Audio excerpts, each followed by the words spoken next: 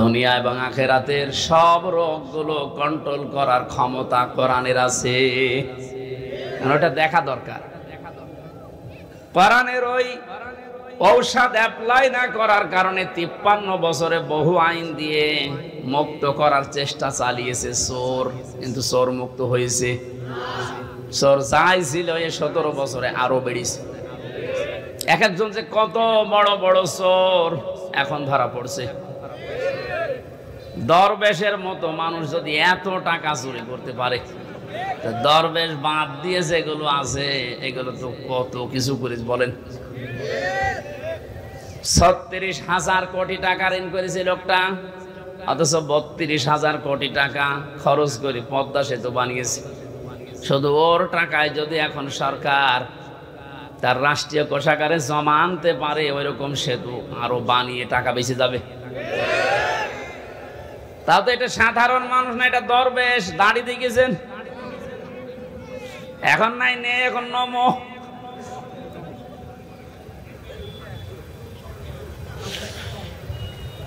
এই জন্য চোর মুক্ত করার জন্য বহু চেষ্টা চালিয়েছে। 0 টলারেন্স পর্যন্ত ঘোষণা দিয়েছিল বঙ্গবন্ধুর মেয়ে। পারে তো নাই। চোর দিন যত গেছে তত বেড়েছে। কারণ চোর মুক্ত করার জন্য যে ঔষধ দরকার, 53 বছরে পড়ে নাই। বিশ্বনবী জানিয়েছেন পৃথিবীতে এমন কোন রোগ নেই যে রোগের ঔষধ নেই, কিন্তু সঠিকভাবে রোগটা নির্ণয় করার পরে যদি ঔষধ দেওয়া যায়, মাস্ট বি রোগ ভালো হবে।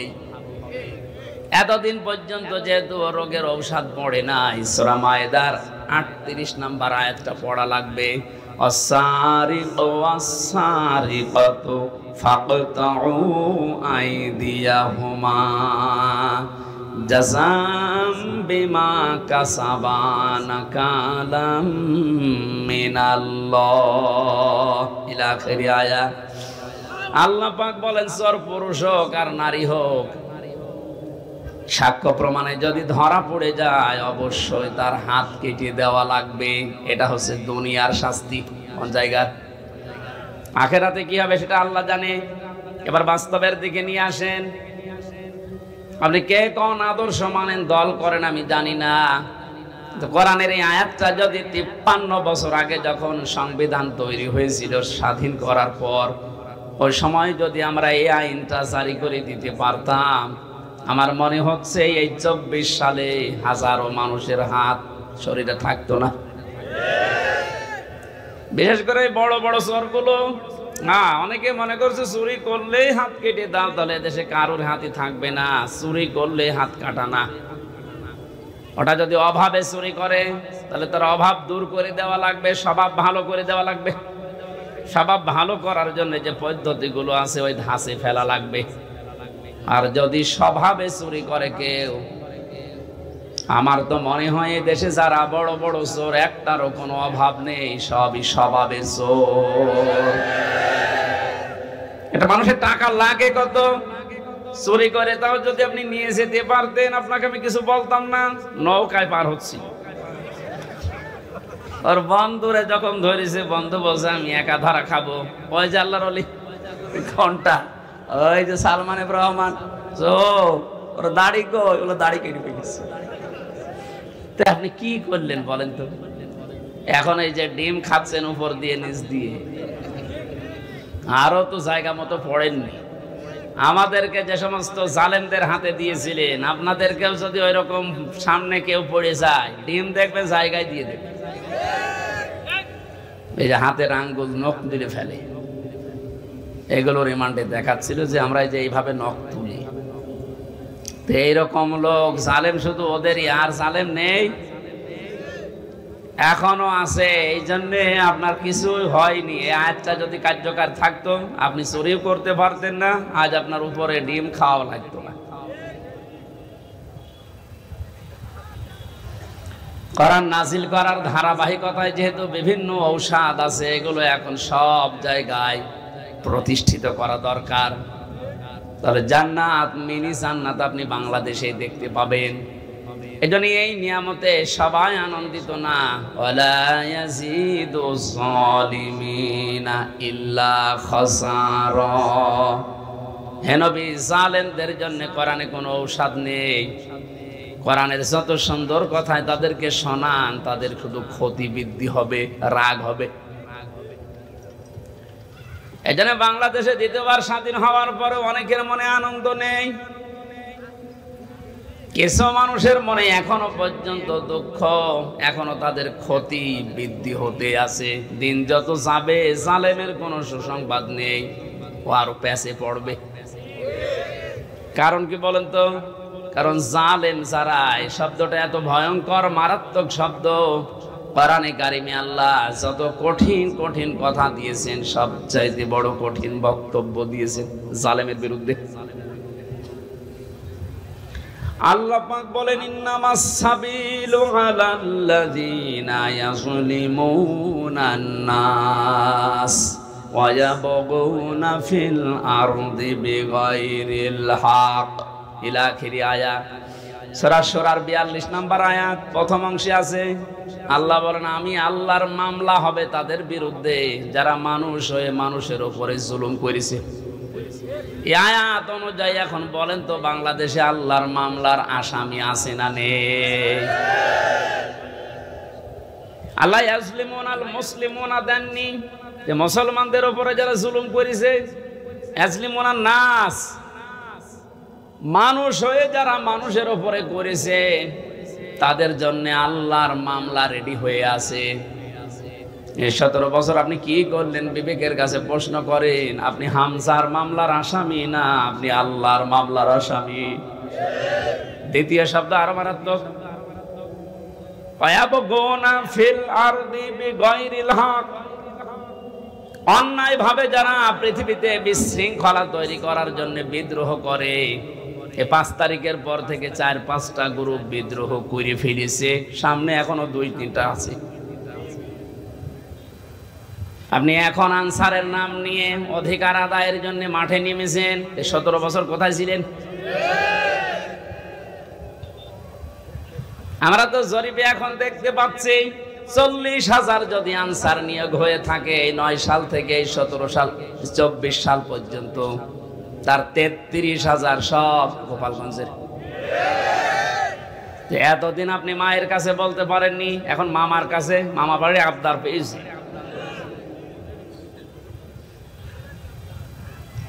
5 তারিখের পর থেকে এই 29 তারিখ পর্যন্ত পুলিশ ছাড়া যদি বাংলাদেশ চলতে পারে, ও আনসার ছাড়াও চলতে পারবে। আপনাদের অধিকারের বিরুদ্ধে আমি না, অধিকার আদায় করেন, বৈষম্য দূর করার জন্য, যেহেতু এই দেশটা স্বাধীন হয়েছে, করেন, কিন্তু সময় বুঝে তো উনি এখনই শুরু করে দিয়েছেন। লোকটাকে কিছু গোছাতে দেবেন তো, কত ঋণ তার মাথার উপর আপনি রেখে পালিয়ে গেলেন, আপনি টের পাচ্ছেন? সেটা দাঁড়িয়ে আছে এখনো, তাকে একটু সময় দেন, সে একটু গুছিয়ে নিক।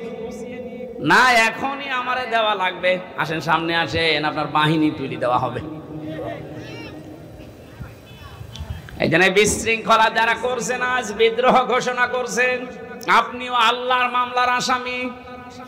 পারে নাই প্রথমে হিন্দুদের দিয়ে, হালে পানি নেয়নি, এরপরে প্রধান বিচারপতিকে দিয়ে একটা চেষ্টা চালিয়েছিল, আল্লাহ নষ্ট করে দিয়েছে। এরপরে নিচে আনসার, এটা দিয়েও হবে না, কারণ যে আছে, আপনি বললাম না, কাঁচা খেলোয়াড় না, পেছনে অনেক কিছু আছে হেলান দেওয়ার মতো। আমার মোবাইলে সর্বোচ্চ কল আসলে আসবে, সর্বোচ্চ আসলে আমার মনে হয় তারেক জিয়ার PS অপু ভাইয়ের কাছ থেকে কল আসতে পারে, কারণ ওনার সাথে আমি 3 বছর ছিলাম জেলে। আর একটু বেশি আসলে গিয়াসউদ্দিন মামুন ভাইয়ের কাছ থেকে আসতে পারে, ওনার সাথেও ছিলাম 3 বছর। তাছাড়া আর উপরে তারেক জিয়া তো দেবে না। আর ডক্টর মোহাম্মদ ইউনূসের মোবাইলে কল আসে বারাক ওবামার কাছ থেকে, জো বাইডেনের কাছ থেকে, শি জিনপিং এর কাছ থেকে। টের পাচ্ছেন ওর খুঁটি কোন জায়গায় বাঁধা, ওর পেছনে কি ধাক্কা দেওয়া আছে দেওয়ালে? আপনি আন্দাজে লাফান, বাস্তবতা কিছু জানেন?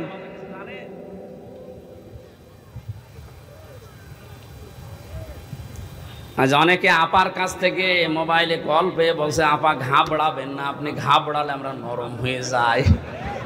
একটা পাগল, ও কোন জামানায়, কোন দেশে, কোন গর্তের ভেতরে আছে ও টের পাচ্ছে যে লোকটা কি, যে লোকটা ভারতকে এই থ্রেট দিতে পারে, বেশি ঝামেলা করলে 7 সিস্টার উড়িয়ে দেব, তার পেছনে কি খুঁটি আছে আপনি জানেন না। ও যদি এই মুহূর্তে চাপ দিয়ে বলে যে ভারত যারা নিয়েছেন বধূ হিসাবে ফেরত দেওয়া লাগবে কালকের ভেতরে, কারণ এ কথা তো ওর কথা না, এ কথা ওকে বলাচ্ছে, ভারত বাধ্য হবে 24 ঘন্টার ভেতর ফেরত, 24 ঘন্টা লাগবে না, 24 মিনিটে ফেরত পাঠাবে। এইরকম একটা লোক। আর আপনি আন্দাজে এখান থেকে ফতোয়া দেন, বাবা ঘাবড়াবেন না, কিসের ঘাবড়াবেন না, আপনি 2টা পিটনি খেলে সব ভুলে যান। আর তার সিকিউরিটিতে গেছেন, এজন্য বাস্তবতা আপনি কিছুই টের পাচ্ছেন না ভাই, অনেক দূরের বিষয়। আমি সামনে আসা আয়াতের ভেতরে যদি আসি, আমি সামনে কথা বোঝাবো ইনশাল্লাহ। যেটা বোঝাতে চাচ্ছিলাম সহজ সরল ভাষায়, আজ বিশৃঙ্খলা তৈরি করার জন্য যারা বিভিন্ন বাহিনীকে কাজে লাগাচ্ছেন, আমার তো যতটুকু বাস্তবতা, রিমান্ডে আরে 3 বছর, চরিত্র এত খারাপ, ওই মানুষগুলো শেষে দেখবেন পতিতাদেরকেও রাস্তায় নামিয়ে দেবে, কোনো কিছুতেই কোনো কিছু উপরে উঠতে পারবেন না। কারণ ছাত্রদের আন্দোলন শুধু না, আমার মনে হয় আল্লাহ ফেরেশতা পাঠিয়েছিলেন, আবাবিল পাখি পাঠিয়ে যেমন আল্লাহ রক্ষা করেছিলেন কাবা ঘরকে, বাংলাদেশে আল্লাহ একটা কিছু দেখাতে চায়, এই জন্য আল্লাহ ছাত্রদের মতো ফেরেশতাদেরকে আল্লাহ শহীদ করিয়েছে। মনে করছেন শহীদ হয়ে গেছে, এ মানুষগুলো এমনি এমনি শহীদ হয়নি। ওয়ালিয়ালাম আল্লাহুল্লাযীনা আমানু ওয়া ইয়াত্তাখিযা মিনকুম শুহাদা। আল্লাহ বলেন, আমি আল্লাহ কিছু মানুষকে শাহাদতের মরণ দিয়ে ধন্য করি, সবাইকে দেই না। যার জীবন যৌবন, যার কর্ম অ্যাক্টিভিটিস এগুলো আমার ভালো লাগে, তাকে আমি সাধারণভাবে মরণ দেই না, মরণ দেই শাহাদতে। তাছাড়া শহীদ আবু সাইদ, আর কি মনে হয় একটা লোকের জীবনের ন্যূনতম মায়া নেই? 4টা গুলি খেয়েছে বুকে, তাও দাঁড়িয়েছিল, শেষে আর পারে নাই, পড়ে গেছে। আপনি একটা খান তো, শুধু শব্দ শুনলে পালাবে। এরপরও কিছু মানুষ এখন কথা তুলছে না, সবাই পালায়, আরো নিচে বুক পেতে দেয়, আত্মহত্যা করেছে, শহীদ হয়নি। আহলে হাদিসের নাম নিয়ে যেই লোকটা এই কথা বলেছে, আহলে হাদিসের লোক না, একটা প্রতারক।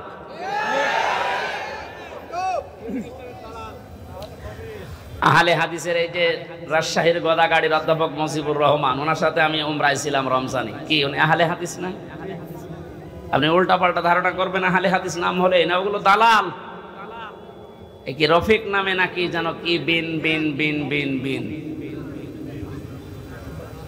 আমি 2টা তথ্য বলছি, হয়তো শুনেছেন আপনি, কিন্তু এভাবে শোনেননি, ভালো করে খেয়াল করেন। যারা এগুলো ধারণা করেন, বলেন মুখ দিয়ে, খুব সাবধান।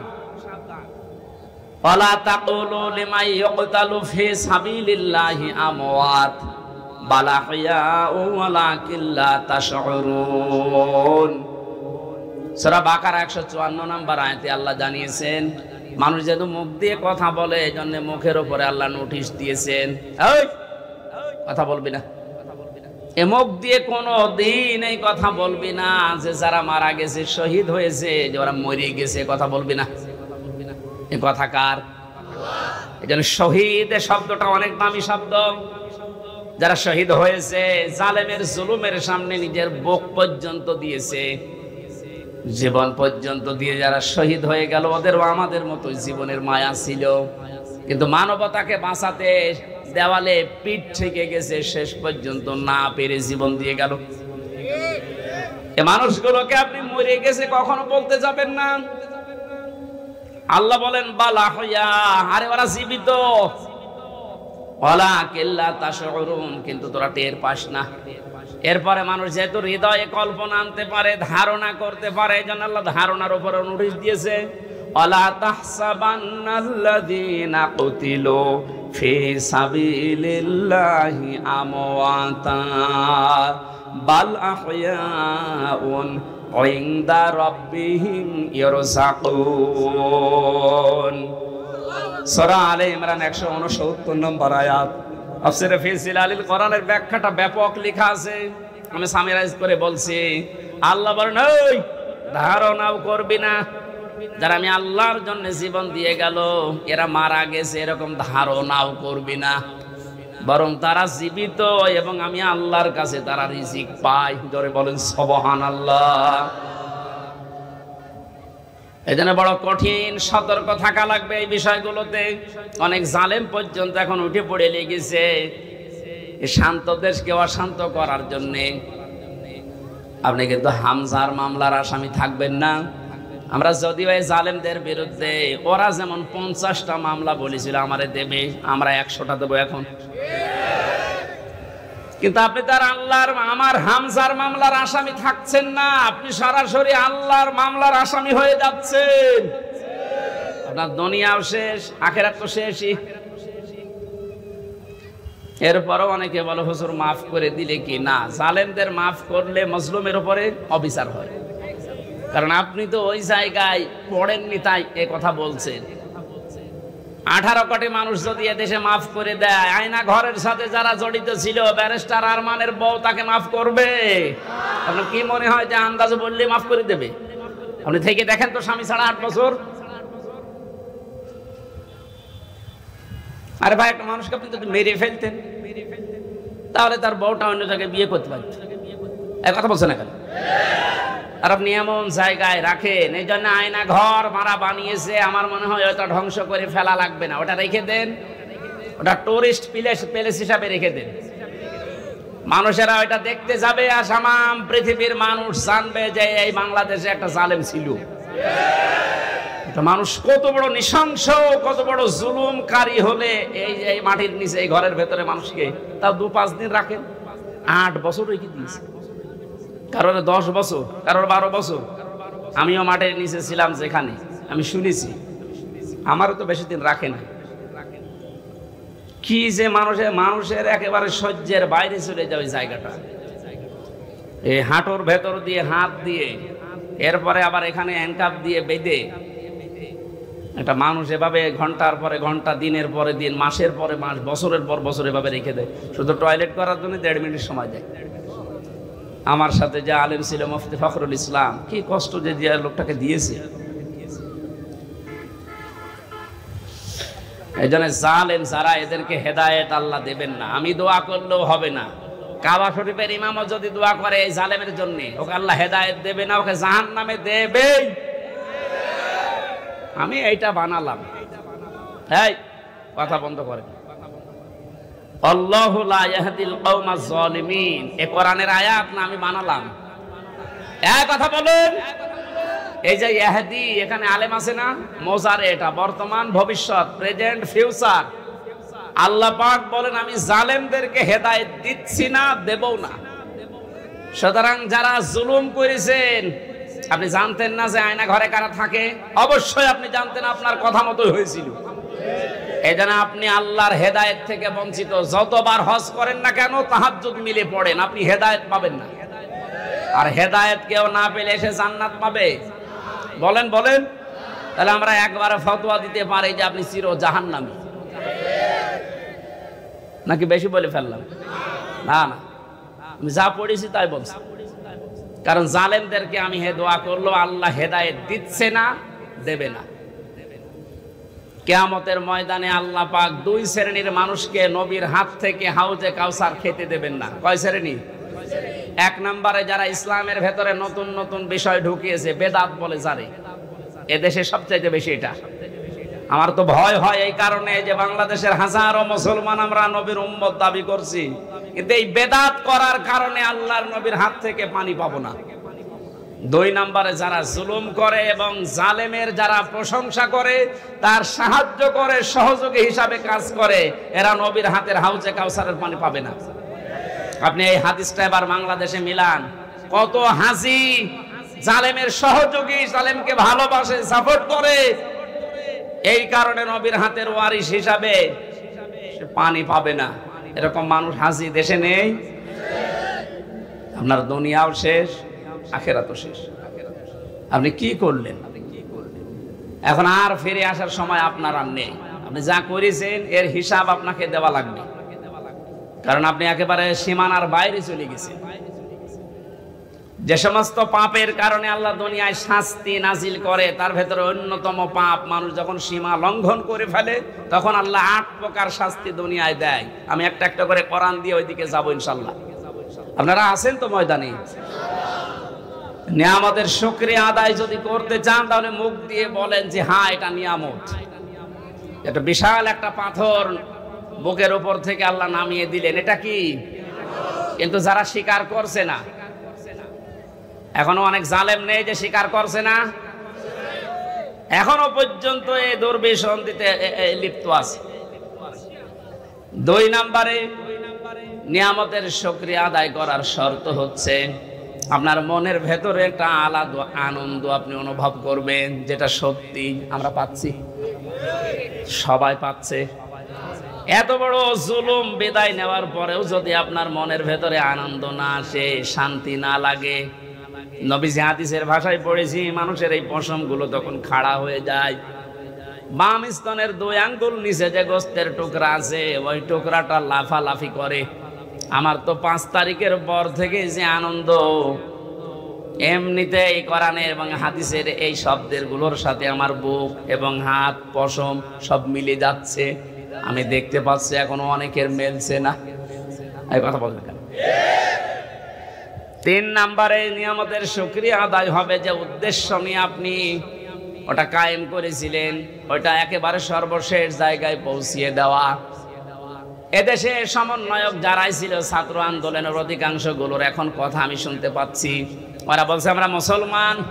কালকে একজনের বক্তব্য দেখলাম ঢাকাতে, ওরা বলছে আমরা বাংলাদেশে যত জেলায় থানায় সমন্বয়ক ছিলাম আমাদের উদ্দেশ্য ছিল যত রকমের বৈষম্য আছে সব আমরা দূর করে সমান সমান করে দিতে চাই, এটা আল্লাহ চাই।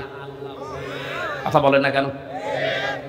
আমরা যেহেতু 96% মুসলমান এই দেশে, দল মত আমরা যাই করি না কেন, 53 বছর তো দেখলাম যে মানুষ চালালে কেমন লাগে না, দেখি নাই? বাবা চালিয়েছে কেমন লাগে আমরা দেখেছি, স্বামী চালিয়েছিল কেমন লাগে আমরা দেখেছি, চাচা চালিয়েছে যেভাবেই হোক দেখেছি, বুবু চালিয়েছিল, ভাবি চালিয়েছে। শুধু এখন দেখতে বাকি আছে কোরআন দিয়ে দেশ চললে কেমন দেখা যায়। আপনি সমন্বয়ক যত আছে আমার মনে হয় যদি 500 জন থাকে 498 জন এই কথা বলতে বাধ্য হবে যে আমরা বৈষম্য দূর করার জন্য আন্দোলন আরম্ভ করেছিলাম, আর এটা দূর করার জন্য কোরআন ছাড়া অন্য কোন নিয়ম দুনিয়ায় নেই। অন্য নিয়ম আসলে আবার বৈষম্য শুরু হবে। কোরআনে কারিমে কোনো বৈষম্য আছে? নেই। নেই যে এটার প্রমাণ কি? আফালা ইয়াতাদাব্বারুনাল কুরআন ওয়ালাউ কানা মিন ইনদি গায়রিল্লাহি লাওয়াজাদু ফীহি ইখতিলাফান কাসীরা। এটা বৈষম্য বিরোধী আয়াত। আল্লাহ পাক বলেন সূরা নিসার 82 নম্বর আয়াতে আছে 5 পারার 10 পৃষ্ঠা 3 নম্বর লাইনে রব্বুল আলামিন বলেন কি হয়েছে তোদের, আমার কোরআন নিয়ে কেন চিন্তা ভাবনা করো না? আমি কোরআনে এমন কোন বক্তব্য দেইনি যে একটার সাথে আরেকটা মেলে না। আল্লাহর কোরআনে আপনি এমন কোন বক্তব্য পাবেন না যে আজকে দিলাম এই 2 দিন পরে ওইটার সাথে আর আগের কথার মিল নেই, এমন কোন বক্তব্য কোরআনে আছে? আরো জোরে বলেন। সুতরাং এই দেশটা যে বৈষম্য সত্যি সত্যি আমরা দূর করে নিয়ামত যে এটা প্রমাণ করতে চাই।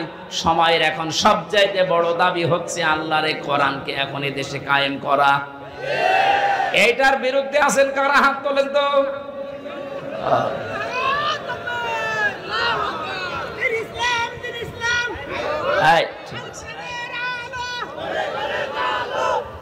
মানুষের এখনো মনে হয় ওই ঘর কাটেনি। আমার মনে হয় আমান আজমি ভাই এই যে জেল কি আয়না ঘর থেকে এসে এখনো যেমন স্বাভাবিক হতে পারেনি, ব্যারিস্টার আরমান আয়না ঘরে 8 বছর থাকার পরে এখনো উনি স্বাভাবিক হতে পারেনি। আমিও জেলখানায় 3 বছর, আমি এখনো স্বাভাবিক না। এখন ওই দেশের আমার মনে হয় জনগণ এখনো স্বাভাবিক হয়নি, মনে করছে 5 তারিখের আগে আসি না। এখন আর 5 তারিখ নেই, এখন 29 তারিখ। কত বলেন বলেন? যেন এর দাবি এখন এইটা, যেহেতু বৈষম্য দূর করার জন্য, সংস্কার করার জন্য সব জায়গায় কাজ চলছে, সবচাইতে বড় সংস্কার হবে এখন যে জালেমগুলোর কারণে পুলিশ বাহিনীর বদনাম হয়েছে, ওদেরকে প্রকাশ্যে যা ভালো লাগে ওরা করা দরকার। সব পুলিশের দোষ আছে? কখনো না। হাতে গোনা কয়েকটা জালেমদের দোষও যারা ছিল, বিশেষ করে আমার রিমান্ডে যে কয়েকজন ছিল, আমি তো অন্যগুলোর খবর ভালো জানি না, এদের আমি চিনি। আমি আকিজ গ্রুপে চাকরি করতাম, আদিন হাসপাতাল। এই শয়তানরা আমারে তুলে নিয়ে টাকা খাবে বলে ওই মালিককে এখন এই 5 তারিখের আগেও টাকা নিয়েছে। আমার মামলার আয়োজে ছিল মিজানুর রহমান, এই মাদারীপুরে ট্যাকের হাটে বাড়ি। এরে খুঁজে বেড়াচ্ছে, যদি পায় এরে পিটিয়ে মেরে ফেলবে। আমার কুষ্টিয়াতে আমাদের সামনে 14 জন মানুষকে একদিনে মেরেছে, 5 তারিখে একদিনে। দারোগা সাহেব আলী, কুষ্টিয়ার মানুষ যদি ওর চেহারা পায় কি যে করবে মানুষ, কারণ যারা মারা গেছে সব আমার বাড়ির আশপাশে।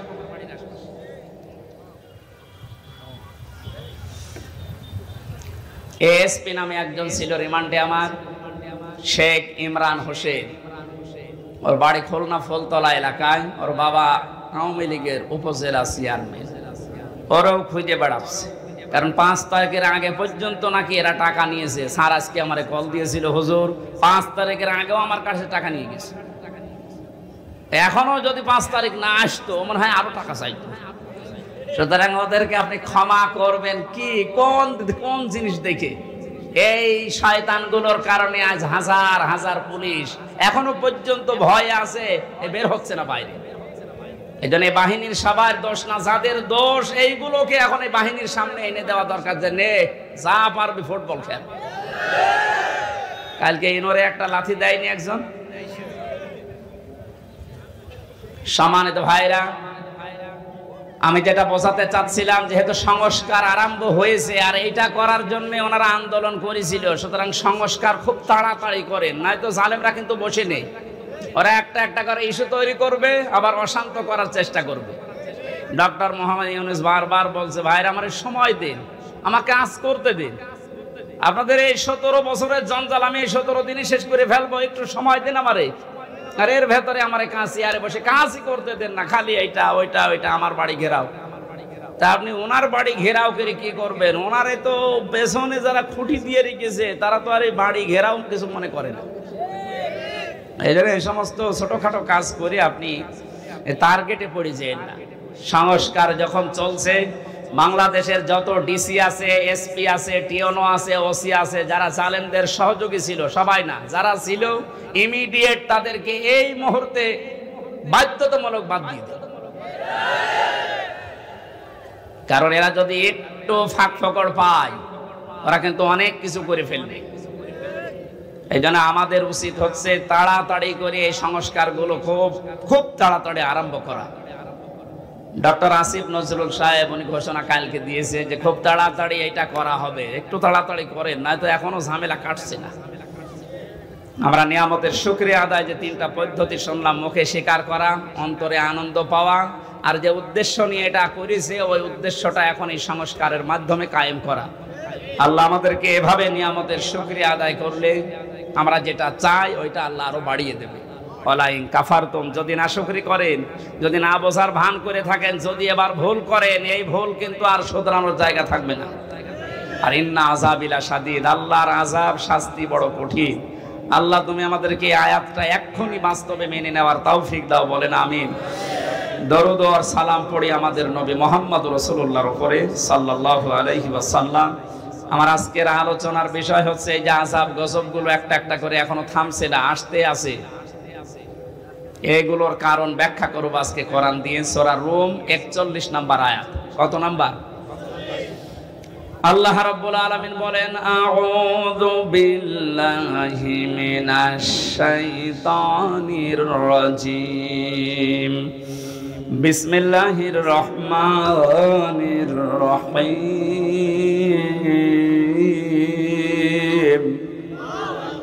যাহারাল ফাসাদু ফিল বাররি ওয়াল বাহরি বিমা কাসাবাত আইদিন নাস লিয়ুযীকাহুম বা'দাল্লাযী আমিলু লা'আল্লাহুম ইয়ারজিউন। সাদাকাল্লাহুল আযীম। আল্লাহ পাক বলেন, জলে স্থলে যে বিপদ আপদ মুসিবত যে গজবগুলো দেখতে পাচ্ছ সব কিন্তু তোমাদের হাতের কামাই করা বস্তু। আমি এগুলো দিতে চাই না। আমা সাবাকুম মিন মুসিবাতিন ফাবিমা কাসাবাত আইদিন নাস ইলা আখির আয়াত। সূরা শুরার ভেতরে আল্লাহ জানিয়েছেন, যত অপরাধ করো আমি যদি সব পাপের শাস্তি দুনিয়ায় দিতাম শ্বাস করার সময়ও পেতে না। আমি আল্লাহ আমার দয়ার কারণে অধিকাংশ গুলোই মাফ করে দেই, আর কিছু শাস্তি তোমাদের পাপের জন্য একটু মজা চাকাই। কেন চাকাই জানো? লিয়ুযীকাহুম, এই শাস্তিগুলো তোমাদের উপরে আমি দিয়ে লাআল্লাহুম ইয়ারজিউন, আমি আশা করি তোমরা ফিরে আসবে। ও বাংলার জনগণ, পাথর নেমে গেছে বলে আপনি আবার উচ্ছৃঙ্খল হয়ে যাবেন না। কারণ উচ্ছৃঙ্খল যারা, যে মানুষগুলো জালেম, যারা মানুষের অধিকার নষ্ট করে, ওই মানুষগুলোকে আল্লাহ পছন্দ করে না, করবেও না। আমরা যেন সংশোধন হওয়ার নিয়ত যখন এসেছি, পাপের এই কারণগুলো আগে আবিষ্কার করা। প্রতিটি যুগে যুগে আমরা দেখেছি আল্লাহ যে আযাবগুলো নাযিল করেছিলেন তার কিছু কিছু কারণ পেয়েছি। সূরা আনকাবুতের 40 নম্বর আয়াতের ব্যাখ্যা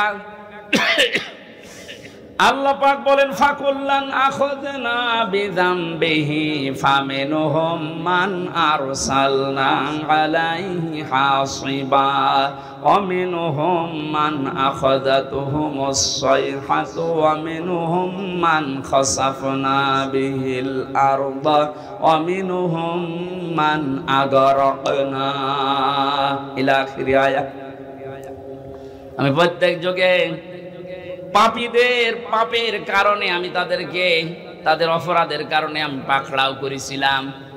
কাউকে আমি বৃষ্টির ভেতরে বৃষ্টি দিয়ে দুনিয়া থেকে বিদায় দিয়েছি, কাউকে পাথরের বৃষ্টি, কাউকে আমি আল্লাহ বন্যা দিয়ে দুনিয়া থেকে বিদায় দিয়েছি। এরকম 8-9টা শাস্তির কথা আয়াতের ব্যাখ্যায় আমরা পেয়েছি। এখন যেহেতু বন্যা চলছে, কি চলছে? যদিও আমার যতটুকু ধারণা বা বাস্তবতায় যা দেখছি, এর জন্য এককভাবে দায়ী আমাদের এই প্রতিবেশীরা। ওরা আমাদের যখন থাকবে তখন দেয় না, যখন আমরা নিজেরাই ডুবে যাই তখন ছাড়ে। কি একটা আশ্চর্য প্রতিবেশী আল্লাহ আমাদেরকে দিয়েছেন। আর এই প্রতিবেশী নিয়ে অনেকে গর্ব করে। প্রতিবেশী যদি প্রতিবেশীর মতো না হয়, তাদের বিরুদ্ধে আল্লাহ পাক নিজে অভিযোগ দায়ের করবেন। সুতরাং আপনারা প্রতিবেশী হিসাবে যা করছেন এটা প্রতিবেশীর কাজ না। আমরা তাফসিরে হাদিসে এমনও পেয়েছি প্রতিবেশীর মর্যাদা মূল্য এত বেশি, নবীজি বলতেন মাঝে মাঝে যে জিবরাইল যেভাবে প্রতিবেশীর কথা আমারে শোনায়, আমার তো মনে হচ্ছে যে আমার জমি জায়গা আবার প্রতিবেশীকে দিয়ে দেয়া লাগে কিনা। এত হক, এত অধিকারের কথা জিবরাইল এসে প্রতিবেশীর বিষয়ে নবীকে জানাতেন। আর আমরা কি কপাল নিয়ে আসলাম, প্রতিবেশী একটা পেয়েছি, কন্যা দিয়ে দিলাম, তারপরও বন্যা দিয়ে শেষ করে দিচ্ছে। আর কি দেব? যিনি বলেছিলেন যা দিয়েছে ভোলার মতো না, কোনদিন ভুলতে পারবে না, তাকেই তো দিয়ে দিলাম। কন্যা দেওয়ার পরে যদি বন্যা খাওয়া লাগবে, জানতাম যে কন্যা জীবনও দিতাম না। হেলিকপ্টারের মালিককে বলে দিতাম যে ভাই ওইদিকে না, যে অন্যদিকে যান। প্রতিবেশী আপনারা কিন্তু টার্গেট হয়ে যাচ্ছেন আল্লাহর। তারপরেও যেহেতু প্রতিবেশী, আপনাদেরকে আহ্বান জানাচ্ছি, আপনাদের মানবিক যে দিকগুলো আছে একটু ফুটিয়ে তোলেন। কি অবস্থায় 12-13টা জেলার যে অবস্থা দেখতে পাচ্ছি, সহ্য করার মতন। আমার যেহেতু অনুষ্ঠানগুলো বিভিন্ন প্রান্তে নেওয়া আছে, এই জন্য সবসময় আমি যেতেও পারছি না। অর্থনৈতিকভাবে যতটুকু আমার সামর্থ্য আছে আমি চালাচ্ছি কাজ।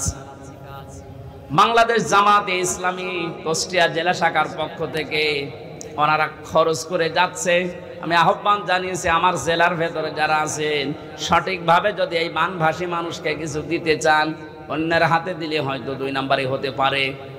আমার যতটুকু বাস্তবে দেখা, এদের হাতে দেন, সঠিক জায়গায় পৌঁছিয়ে যাবে, যাচ্ছেও তাই। আপনারা তা করলেন এই মানুষগুলোকে, এদের আর দেখার মতো শোনার মতো, এদের দুঃখ এরকম কিন্তু মজলুম। আর আমরা জানি তাকি দাওয়াতাল মাজলুম ফাইন্নাহা লাইসা বাইনাহু ওয়া বাইনাল্লাহি হিজাব। আল্লাহ পাক বলেন পৃথিবীর মানুষেরা আর যাই করো না কেন মজলুমের বরদুয়া থেকে নিজেকে বাঁচিয়ে রাখবা। খুব ভয়ঙ্কর বিষয়টা। মাজলুম সে যে কেউ হতে পারে, ও যদি সত্যিই মন থেকে এই জুলুমের কারণে কিছু বলে, আল্লাহ কিন্তু সত্যি সত্যি ওটার ফেরত দেয় না, সঙ্গে সঙ্গে কবুল করে নেয়। এর বাস্তব উদাহরণ যে ছোট হুজুরটা রাফিকুল ইসলাম মাদানি, এই ছেলেটা আমার সাথে ছিল প্রথম 2 মাস। আমারে বলছিল, হামজা ভাই আমারে প্রথম ধরার পরে রিমান্ডে যেদিন আমার এরা 12:30টার সময় হাতির ঝিলে নিয়ে গেছে, পুরা উলঙ্গ করেছে, আমার শরীরে 1 টুকরা কাপড় রাখতে দেয়নি, রাস্তা 2 দিক থেকে ব্লক করে আমার পুরা শরীরটা উলঙ্গ করে একটা সিগারেট আমার হাতের ভেতরে ধরিয়ে দিয়েছে। একটা অর্ধ উলঙ্গ মেয়ে লোক কোথা থেকে যেন নিয়ে আসলো, আমার পাশে দাঁড় করিয়ে ছবি তুলতেছে, আর একে অন্যকে বলছে এটা আজকে ছড়িয়ে দেওয়া লাগবে, তাহলে দেশের মানুষ বুঝবে যে হুজুরের অবস্থা কি। মনে বলছে, আমি একজনকে জিজ্ঞাসা করলাম এক এসআইকে যে আপনারা যা করলেন আমার সাথে, এটা কি সত্যি ডিবির হারুন স্যার জানে? ওই এসআই বলছে জানে না, মানে ও হারুন স্যারই করাচ্ছে। বলছে আমি এত অসহায় হয়ে গেলাম ওই সময়, মুখ থেকে আমার বের হয়ে গেল, আল্লাহ যা করলো তুমি তো দেখলে, যেই লোকটার নির্দেশ মতো এগুলো করছে তারে তুমি একটু দেখো। আল্লাহ ঠিক দেখেছে। ছোট হুজুরকে যা করেছিল আল্লাহ দুনিয়ায় থাকতে ওরে দেখিয়েছে 3 ইঞ্চি, রাস্তায় বের হতে পারে না, মহিলারা পর্যন্ত নাকি এখন জিকির করছে 3 ইঞ্চি 3 ইঞ্চি। কি কোথায় নামিয়েছে আল্লাহ দেখলেন। এই জন্য রেকর্ড হচ্ছে, এই জন্য যারা প্রতিবেশী আছেন খুব সতর্ক থাকেন। মাজলুমের দোয়া কিন্তু আল্লাহ ফেরত দেবে না। আপনি যদি বলে কয়েও দিতেন যে এই 8 ঘন্টা 10 ঘন্টা পরে আমি পানি ছাড়বো, তাও তো আমি একটু বসিয়ে নিতে পারতাম। রাতের বেলা ঘুমিয়ে আসে আর পানি দিয়ে আপনি ভাসিয়ে দিলেন। কত মানুষ এই ভেসেই মরে গেছে। আমার ভাইরা, এই যে বন্যা জলোচ্ছ্বাস এগুলো আসার পেছনে যে কারণগুলো পেয়েছি আমরা, যদি মুনাফিকি বেড়ে যায়, উপরে ফিটফাট ভেতরে সদরঘাট, আর এই চরিত্রের মানুষ আমার জানা মতে বাংলাদেশে বেশি। এই 15 বছরে কত আলেম পর্যন্ত মুনাফিক হয়ে গেছে। আল্লাহ এমনিতে এই বিপদগুলো দেয় না।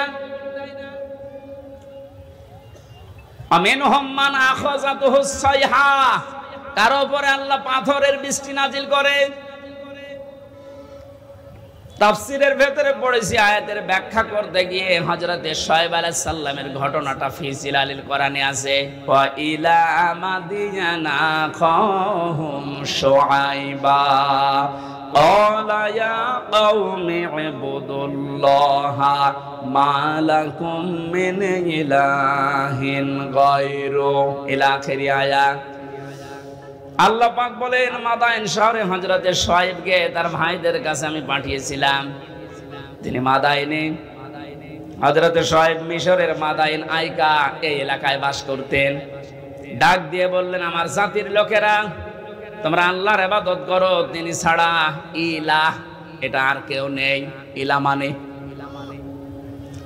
ইলা শব্দের 4টা প্রধান অর্থ আমি এই আয়াতের তাফসীরে পেয়েছি। এক নয়, ভালো করে শুনেন।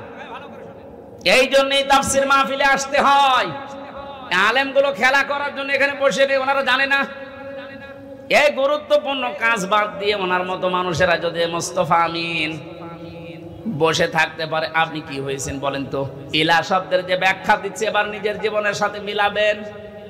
আল্লাহ রাব্বুল আলামিন জানিয়েছেন প্রতিটি নবীর যে দাওয়াতের পদ্ধতি ছিল আমি কিছু কিছু কোরআনে কোড করেছি। তার ভেতরে শুআয়ব আলাইহিস সালাম একজন, তিনি জাতির লোকদেরকে বলেছিলেন জাতির লোকেরা আল্লাহর ইবাদত করো, তিনি ছাড়া ইলাহ নেই। কি নেই? আমরা যেহেতু নবীর ওয়ারিস, নাকি মানেন না? এক কথা বলেন না কেন? আমি তো প্রথমেই বলেছিলাম রাজনৈতিক ভাবে আমি একটা দলকে ভালোবাসি, সাপোর্ট করি, সহযোগিতা করি, কিন্তু এটা তো ওইটা না। আমি জাতির লোককে এখন বাঁচাতে চাই, ওরকম মন নিয়ে কথা বলছে। আমি নবীর ওয়ারিস হিসাবে এখন দায়িত্ব পেয়েছি। আল্লাহ পাক যে জানিয়েছে নবীদের এই কাজ ছিল, আমরা নবীর ওয়ারিস হিসাবে আমাদের একই কাজ। ওনারা যেটা বুঝিয়েছিল ওইটাই বোঝাচ্ছে, জাতির লোকেরা আল্লাহ ছাড়া কারো ইবাদত করা যাবে না, তিনি ছাড়া কোনো ইলাহ নেই। কি নেই? আরো জোরে বলেন। ইলাহ শব্দের ব্যাখ্যা বললাম কয়টা? 4টা। বলেন বলেন। 1 নম্বরে ইলাহ মানে আল্লাহ পাক বাদ দিয়ে আইন তৈরি করার ক্ষমতা কারো নেই, এই জন্য আল্লাহ ইলাহ। আল্লাহ কি? এটা যতদিন পর্যন্ত আপনি না মানবেন আমি দাওয়াত দিতেই থাকবো আপনাকে, কারণ আপনি এখনো পর্যন্ত ক্লিয়ার না। আইন তৈরি করার দায়িত্ব দুনিয়ার কারো হাতে আল্লাহ ছেড়ে দেয়নি, এটা আল্লাহর হাতে। কারো হাতে ছেড়ে দিলে সে নিজের দলীয় কায়দায়, নিজের ব্যক্তিগত কায়দায়, নিজের স্বার্থে, দলীয় স্বার্থে ওইটা বানাইতো। কথা বলেন না কেন? আল্লাহকে ওই রকম এই কথা বলেন। আল্লাহ রাব্বুল আলামিন যেন সবার জন্য উপকার হয় এমন আইন তৈরি করেন, এই জন্য আইনের বিষয়টা আল্লাহ কাউকে ছেড়ে দেয়নি। রব্বুল আলামিন বলেন, হে নবী, মানুষেরা হয়তো আপনাকে মাঝে মাঝে জিজ্ঞাসা করতে পারে, ইয়াকুলুনা হাল্লানা মিনাল আমরি মিন শাইইন কুল ইন্নাল আমরা কুল্লাহু লিল্লাহ। সূরা আলে ইমরানের 154 নম্বর আয়াতের মাঝের অংশে আছে 4 নম্বর পারার 9 নম্বর পৃষ্ঠা 3 নম্বর লাইনে। এরপরে আপনি ফতোয়াবাজি করেন, দেখে নিন যান। আল্লাহ বলেন, মানুষ যদি জিজ্ঞাসা করে যে আইন তৈরি করব, আমাদের কোনো ক্ষমতা, কোনো অধিকার, পাওয়ার আছে, আল্লাহ বলেন আপনি ফতোয়া দেন যে না, এটা শুধুমাত্র আল্লাহর দায়িত্ব। কার? জাতির লোকেরা এটাই তো বোঝাতে সে কুষ্টিয়া থেকে এসেছে যে আল্লাহর আইন বাদ দিয়ে কারো আইন মানা যাবে না, এমনকি মা বাবার আইনও মানা যাবে না। হ্যাঁ, ঠিক আছে তো? না না, এই যে হুজুর বলেন তো, মা বাবার আইন মানা জায়েজ আছে না নেই? না, আন্দাজ বলেন কেন? أقضى ربك ألا تعبدوا إلا إياه وبالوالدين إحسانا। সূরা বানী ইসরাঈলের 24 নম্বর আয়াতে 22 নম্বর আয়াতের প্রথম অংশে আছে, আল্লাহ পাক বলেন আমি রায় দিলাম, আমি ফতোয়া দিলাম, সিদ্ধান্ত নিলাম, কার্যকর করে দিলাম, লিখে দিলাম, ফায়সালা করে দিলাম, আর কোন নড়ন চড়ন নেই, কোন পরিবর্তন হবে না। ওয়াকাযা রাব্বুকা, তোমার রব ফায়সালা দিয়ে দিয়েছে, আল্লাহ তা'বুদু ইল্লা ইয়া, সে আল্লাহ ছাড়া কারো ইবাদত করা যাবে না। ওয়াবিল ওয়ালিদাইনি ইহসানা, 2 নম্বরে মা বাবা যাদের আছে তাদের সেবা করা লাগবে। এই আয়াত দ্বারা মাসলা বের হয়, আল্লাহর আইন মানা ফরজ আর মা বাবার সেবা করা ফরজ। আইন মানা ফরজ না। বাংলার মুসলমানেরা বিবাদকে প্রশ্ন করেন, আল্লাহর পরে মা বাবার স্থান, তাদের আইন মানা জায়েজ নেই, তাদের সেবা করা ফরজ, তাদের পেছনে সাধ্যমতো খরচ করা ফরজ। কথা বলেন না কেন? মা বাবার আইন মানায় যদি ফরজ না হয়, কোন মহারথী আছে যে আইন বানিয়ে দিলে মানা লাগবে? যারা আছে মানুষ হয়, মানুষের তৈরি করা আইন মানার জন্য চেষ্টা চালাচ্ছেন এখনো, আপনি কুকুরের চাইতেও খারাপ। একটা কুকুরের আইন মানে মানুষ হয়ে, এরপরও আপনি মানুষের আইন তৈরি করার জন্য, তাদের আইন প্রতিষ্ঠার জন্য এখনো যদি কাজ করেন, সংগ্রাম করেন, টাকা পয়সা খরচ করেন, আপনি কিয়ামতে যখন উঠবেন মরণের পরে আপনার এই আকার থাকবে না, কুকুর হয়ে উঠবেন। এটা আমি বানালাম। হ্যাঁ, সূরা রহমানের ভেতরে আছে ইউরাফুল মুজরিমুনা বিসিমাহুম ফায়ুখাযু বিন নাওয়াসি ওয়াল আকদাম। আমি লম্বা করে দলিলগুলো বলতে পারছি না, খুব তাড়াতাড়ি করছি। হযরত শুআয়ব আলাইহিস সালামের জীবনীতে এবার পেয়েছি তাকে যে পাথরের বৃষ্টি দিয়ে ধ্বংস করে দিয়েছিলেন উম্মতদেরকে। হযরতে শুআয়ব জাতির লোককে বলেছিলেন, জাতির লোকেরা দুইটা কাজ তোমরা বেশি বেশি করো, এই জন্য আল্লাহ এই গজব দিতে যাচ্ছেন, সতর্ক হও। ফাউফুল কাইলা ওয়াল মিজানা ওয়ালা তাবখাসুন নাসা আশিয়াআহুম ওয়ালা তুফসিদু ফিল আরদি বা'দা ইসলাহিহা ইলা আখিরি আয়াত। এক নম্বরে জাতির লোকের ভেতরে এই কাজটা বেশি ছিল, তারা ওজনে কম বেশি করত। কিসে?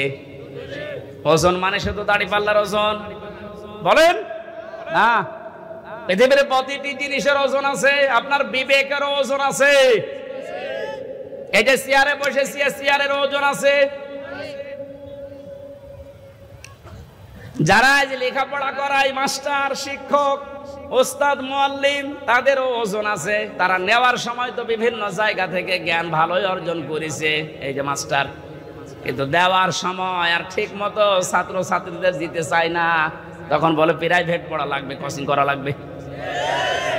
কোরআনে কারীম যেন আমাদের নাম নিয়ে আয়াত আল্লাহ নাযিল করেছেন, ওয়াইলুল লিল মুতাফফিফিন আল্লাযীনা ইযা তালু আলান নাসি ইস্তাওফুন। আল্লাহ বলেন ধ্বংস হয়ে যায় কয় দোকানদারগুলো যারা ওজনে কম বেশি করে। এখানে শুধু দোকানদার উদ্দেশ্য না, দুনিয়ায় যে যেখানে আছে ওই জায়গায় নেওয়ার সময় ঠিক মতো নেয়, দেওয়ার সময় যারা কম দেয়, এই মানুষগুলো এই আয়াতের ভেতরে শামিল। তাদের ধ্বংস কামনা করছে কে? যে যে জায়গায় আছে আমাদের ওজন যেন কম বেশি না হয়। আর জাতির ভেতরে ওজনের স্তর ঠিক নেই। ধনীরা অপরাধ করলে ওজন একরকম হয়, গরিব মানুষ অপরাধ করলে ওজন আর এক রকম হয়। নিজের দলীয় লোক অপরাধ করলে ওজন বিচার একরকম হয়, আর অন্য দলের লোক যদি অপরাধের নাম গন্ধ না শুধু শোনে, সন্দেহ করে, বিচার অন্যরকম হয়। এই জন্য তো গজব এসেছে। 2 নম্বরে আল্লাহ বলেন দুনিয়া শান্ত হয়ে যাওয়ার পরে কেউ যেন বিশৃঙ্খলা করার চেষ্টা করো না, যেটা এখন দিন দিন বাড়ছে। এই জন্য আমরা সাবধান হব। এই 2টা কাজ যদি সমাজে, দেশে জারি হয়ে থাকে, আপনি শুধু না, আমিও বাঁচতে পারবো না। এই জন্য আমাদের সতর্ক হওয়া লাগবে। আল্লাহর গজব নাজিল হওয়ার জন্য যে শাস্তিগুলোর কথা, যে কাজগুলোর কথা, আল্লাহ আমাদের এই কাজ থেকে বিরত থাকার তৌফিক যেন দান করেন। আপনি কার জন্য ওজনে উল্টা পাল্টা করে বিবেককে বিসর্জন দিয়ে, বাম হাতের ইনকাম দিয়ে উল্টা পাল্টা করে টাকা পয়সা আপনি ইনকাম করে রেখে যাচ্ছেন? কার জন্য বলেন? যার জন্য রেখে যাচ্ছেন আপনি একটু ওই জালেমগুলোর দিকে তাকাতে পারেন না? যারাই করেছিল, এই যে নাম দেখেন না, এক একটা ভিসি বানাতে 50 লাখ টাকা নিয়েছে, একটা কলেজের মাদ্রাসার অধ্যক্ষ বানাতে 20 লাখ টাকা নিয়েছে শুধু মন্ত্রী, বাকিগুলো তো আরো আছে। এই মহিলা ধরা পড়ার পরে কত লাথি, গোতা, কিল, ঘষিয়ার গাইল তো আছেই। কি করলো সে? না 8-10 বছর 15 বছর একটু শান্তি পেয়েছে, মন মতো কাজ করেছে। এখন সারাটা জীবন মানুষের ঘৃণা, বরদোয়া আর অপমান নিয়ে বেশি থাকা লাগবে। যে যেখানে আসি ওজনটা ঠিক করেন নাই তো কিন্তু শাস্তি আল্লাহ দিতে 10 বছরও লাগবে না, 10 সেকেন্ডই যথেষ্ট। 8টা শাস্তির কথা আমরা তাফসীর থেকে লিখেছি। হযরত হুদ আলাইহিস সালামের জাতির লোকেরা যে অপরাধ করত, তাদের জন্য যে শাস্তি আল্লাহ দিতেন। যেহেতু আমরা মুহাম্মদুর রাসূলুল্লাহর উম্মত, আমাদেরকে বিশ্বনবী জানিয়েছেন 2টা। আমি দোয়া করেছিলাম, আল্লাহ আমার উম্মতকে একবারে ধ্বংস করে দিও না, এই জন্য আসে না। কিন্তু যদি এগুলো ব্যাপক হারে আরম্ভ হয়, আল্লাহর গজব নাজিল হতে কিন্তু বেশি সময় লাগবে না। আমাদের হাতের কামাইগুলো আমরা বন্ধ করব, বিশেষ করে ওজনটা। আর সব জায়গায় ওজনে কম বেশি করা হচ্ছে। আমরা চেয়ারে বসে ওজনালা কথা বলতে পারি না, আর 15 বছর তো পারি নাই। এখান থেকে একবার হুজুর এদিকে বলেন না ওদিকে বলেন না, ঠিক করেন। তো কি ঠিক করব? ঠিক করতে করতে তো আমরা চলে গেছি গর্তের ভেতরে। কেন্দ্রীয় মসজিদের ইমাম যিনি বাইতুল মোকাররম, তাকান তার দিকে। এই লোকটা পর্যন্ত যদি দালাল হয়ে যায় তো এই দেশে আর কার দিকে ভরসা করবেন? অপমান করে আল্লাহ বিদায় দিয়েছেন। যত রকমের ক্ষতি হয়েছে বাংলাদেশে ইসলামের এবং মুসলমানদের, বিশেষ করে ইসলামপন্থী ওদার যারা, তাদের সবচেয়ে বেশি আমার মনে হয় ক্ষতি হয়েছে দালাল পন্থী আলেমগুলোর কারণে। কারণ নেক্সট সূরাতে ধোঁকা দিত এরা মানুষকে, আর আমাদেরকে মাঝে মাঝে জেলখানার ভেতরে ফতোয়া পাঠাতো। এত বেশি বোঝার দরকার কি? দেশে হুজুর আর নেই, হুজুর আছে ওইভাবে চেপে রাখার অভ্যাস আমার নেই। যা পড়েছি যা বুঝেছি ওটা কোরআনে যে ফোর্সে আল্লাহ দিয়েছে ওটা বলতেই থাকবো মরণ পর্যন্ত। আল্লাহ এমন কোন গণা, এই ওজনটা আমরা যেন প্রত্যেকে ঠিক করি, কোন জায়গায় যেন বিশৃঙ্খলা না হয়, চেপে ধরবেন। যে যেখানে আছেন বিশৃঙ্খলা তৈরি হওয়ার আশঙ্কা থাকলেই ওরা যদি ডালে ডালে চলে, আমাদেরকে পাতায় পাতায় চলা লাগবে, নাইলে স্বাধীনতা কিন্তু আবার হারিয়ে যাবে। আল্লাহ বাস্তবতায় তুমি মানে কোরআনের আয়াত যেভাবে নাজিল করেছো ওইভাবে বোঝার তৌফিক দাও। আল্লাহুম্মা আমিন। লা ইলাহা ইল্লা আনতা সুবহানাক ইন্নী কুনতু মিনাজ জালিমিন। সারাটা জীবন অপরাধ করে জীবনটা নষ্ট করে ফেলেছি। নবীরা যে দাওয়াত দিয়েছিল যে আল্লাহ পাক ছাড়া কারো ইবাদত করা যাবে না, ইলা তুমি ছাড়া আর কেউ নেই, এটা জাতির লোককে বোঝার তৌফিক তুমি দাও।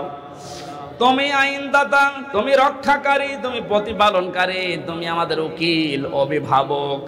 এই কথাগুলো তুমি আমাদের প্রত্যেকের অন্তরে বদ্ধমূল করে দাও। এই আয়োজনে যদি সওয়াব দিয়ে থাকো আল্লাহ কোটি কোটি গুণে বাড়িয়ে দাও। মুহাম্মদুর রাসূলুল্লাহর রওজায় পৌঁছিয়ে দাও। যত মানুষ কবরে আছে আল্লাহ কবরবাসীদেরকে তুমি নিজ গুণে ক্ষমা করে দাও। কখন কার মরণ চলে আসে জানি না।